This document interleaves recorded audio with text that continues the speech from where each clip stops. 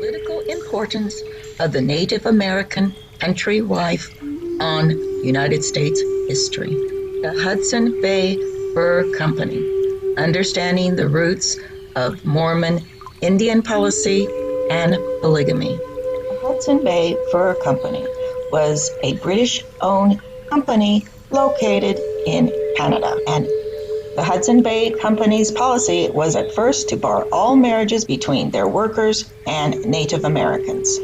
Not surprisingly, this policy did not succeed. The factors and the chief factors who ran the fur posts all had wives. Indeed, they often flouted regulation by taking more than one wife. In one case, 6 wives.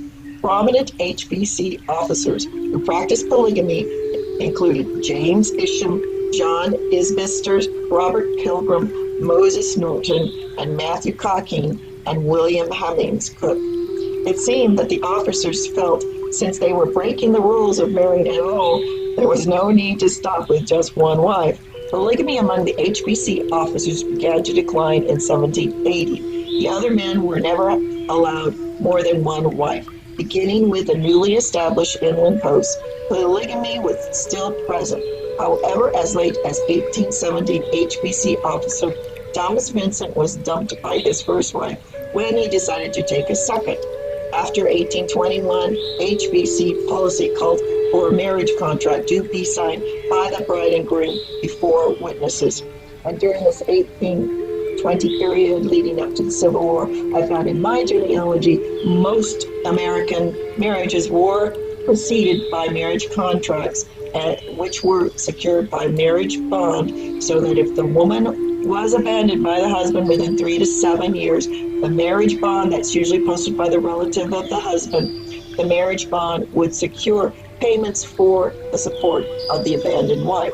And these marriage contracts and bonds were filed with the court and with the county in which the marriage occurred. As the daughters of marriages between native mothers and fur traders grew up, however, the next generation of European traders would marry these mixed blood women. It was not unusual for mixed blood girls to marry at age 12 and be mothers by 14. In 1806, the country introduced the new policy. HNWC employers were not to be allowed to marry native women.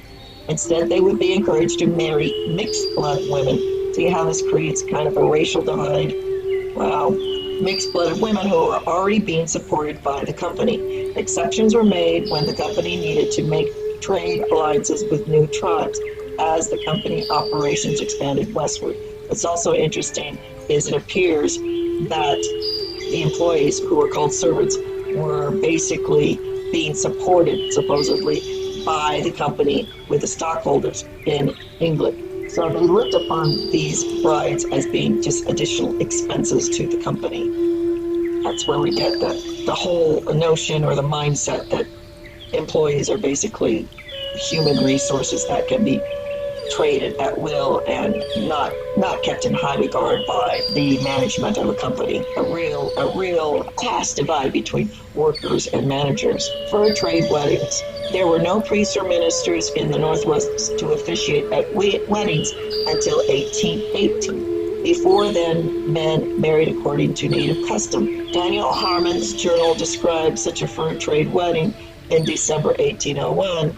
Native customs varied, but once the parents consented to the marriage, tradition often called for the payment of a bride price, this given by the groom to the bride's parents. The new couple then went to their home of their new husband, where she often donned European-style clothing. According to the native tradition, the couple was free to separate at any time, at least until the first child was born, but the bride's price would not be returned. This was in strong contrast to the English culture in which marriages were made for life by clergy. In Scotland, however, law allowed marriages to be made by mutual consent without clergy. Wow, this is where the Cockernite tradition, a very Scottish tradition, as history has shown us, the Scots were considered uncouth and uncivilized by most British. In Scotland, the law allowed marriages to be made by mutual consent without clergy. This led to some confusion amongst fur traders about the status of the marriage a la facon de paix.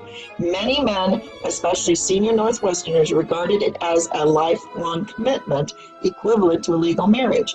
Other men viewed it as a common law union which could be dissolved by either partner at any time, and still others saw their new mates as women they were just sleeping with and treated them like chattel. Let's read that again. And still others saw their new mates as women they were just sleeping with and treated them like chattel. Again, recalling the Cochranism, in which Cochrane stated that there were no marriages on earth or in heaven. Men and women were free to come and go in and out of unions without being bound by law or by God, and that the unions were as good as the affection remained between the men and the women. Once that affection left, they were free to separate. That's where Cochrane got into trouble, because he was picking on other men's wives, which destroyed and caused a lot of dissension between many married couples. So the question arises, was it Native American culture to be polygamous, or were these Scottish, free-loving, free-polygamous men trying to indoctrinate these native cultures into accepting their form of polygamy? I think there's evidence to reasonably conclude that it was the Scottish Campbellite Calvinists that came out of the Scottish Enlightenment, influenced by Sabbatai Civis and his free-loving, wife-swapping communities of 1666 in the Dome.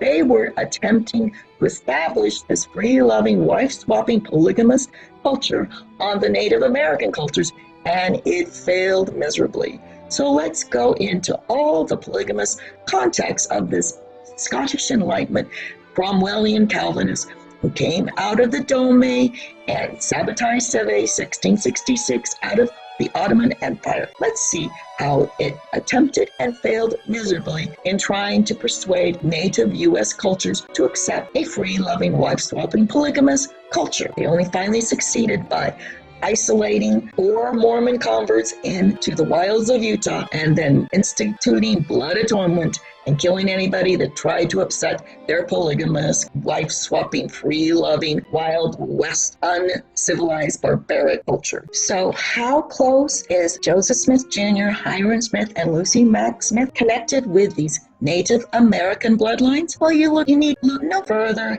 than Joseph Smith Jr. cousins, who were half Native American, arising out of these fur-trading interracial couples. Both Hiram Smith and his interracial Native American cousin attended Moore's Native Indian Charity School. Now let's go to Stephen Mack, Lucy Mack's brother, who was really famous, Stephen Mack Jr.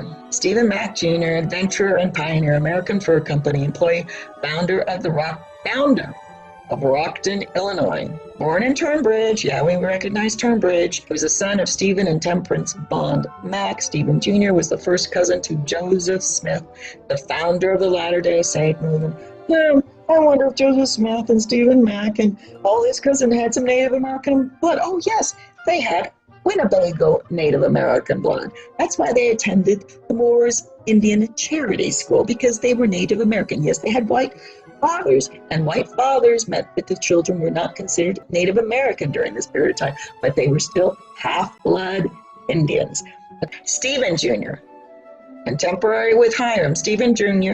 attended Moore's Charity School as a preparatory school at Hanover, New Hampshire. These Native Americans ended up hating Moore's Charity School because they were basically treated like slaves, and it is my growing belief that the Joseph Smith Jr.'s and the Hiram Smith Jr.'s were trying to get back at these Dartmouth Calvinists by the Union, who Joseph Smith and Stephen Mack were loyal to. They were loyal to the Union, while Brigham Young and these Dartmouth Calvinist Campbellites were loyal to East India British Company. And these were the infiltrators. I'm going to show you that before the 1812 land agents were sending word to Washington that the British New Canada were turning the Native Americans against the United States.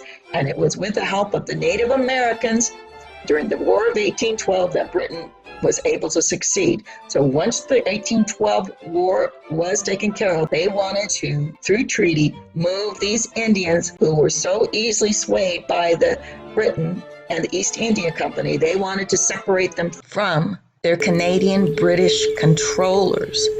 So the United States, through treaty, moved the Native Americans out west of the Mississippi because they knew that the British were still trying to influence the native tribes to go against the United States in the brewing Civil War. With this goal in mind, it's easy to see why the United States would choose the dynamic Joseph Smith as being an interracial Native American leader to begin the movement of these tribes westward.